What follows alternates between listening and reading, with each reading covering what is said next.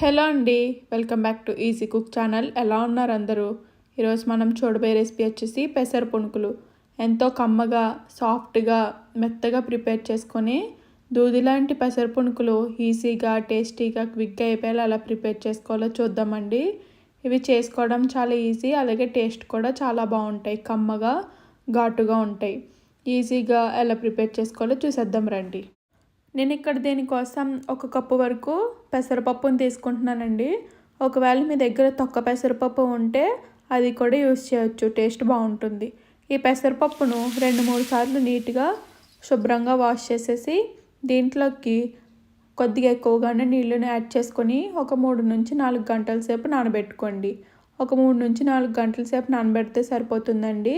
పెసరపప్పు తొందరగానే నానిపోతుంది. ఇలా పెసరపప్పు బాగా నానిన తర్వాత దీంట్లోంచి నీళ్లు మొత్తం తీసేసి ఉత్తి పెసరపప్పును మిక్సీలో కానీ గ్రైండర్లో కానీ యాడ్ చేసుకోండి. నీళ్లు మొత్తం తీసేసి యాడ్ చేసుకోండి. ప్యూరీలాగా మిక్సీ పట్టుకోండి. ఒక 2 టేబుల్ స్పూన్ల వరకు నీళ్ళు యాడ్ చేస్తే సరిపోతుంది. నేను మీకు ఇక్కడ చూపిస్తున్న విధంగా పేస్ట్ లాగా మిక్సీ వాడుకొని పక్కన పెట్టుకోండి. ఇప్పుడు దీంట్లోకి కారం కోసం ఒక 2-3 పచ్చిమిర్చులు మీ కారానికి సరిపడా యాడ్ చేసుకోండి. అలాగే కొద్దిగా కొత్తిమీరను కూడా యాడ్ చేసుకోండి. ఫ్లేవర్ అలాగే టేస్ట్ కూడా బాగుంటుందండి.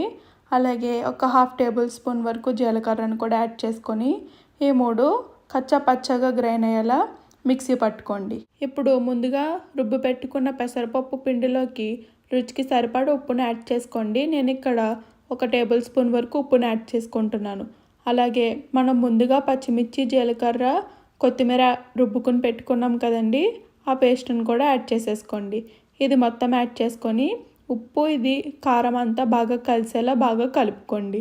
మీకు ఇక్కడ ఈ కారం సరిపోదు అనుకుంటే మీరు అల్లం ముక్కలు కూడా యాడ్ చేసుకోవచ్చండి. ఘాటు ఇంకా బాగుంటుంది. ఇష్టం లేని వాళ్ళు స్కిప్ చేసేయచ్చు. ఇదంతా బాగా కలిసేలా ఒకసారి ఇలా కలుపుకుంటూ బాగా బీట్ చేసుకోండి. ఇలా బాగా కలిసిపోయిన తర్వాత దీన్ని ఇలా చిన్న ఉండలుగా తీసుకొని ఆయిల్లోకి వదులుకోవడమే. ఇలాగే అంత ప్రాసెస్ అంతా రిపీట్ చేసేయడమేనండి. ఎంతో ఈజీగా, టేస్టీగా ప్రిపేర్ అయిపోతాయి.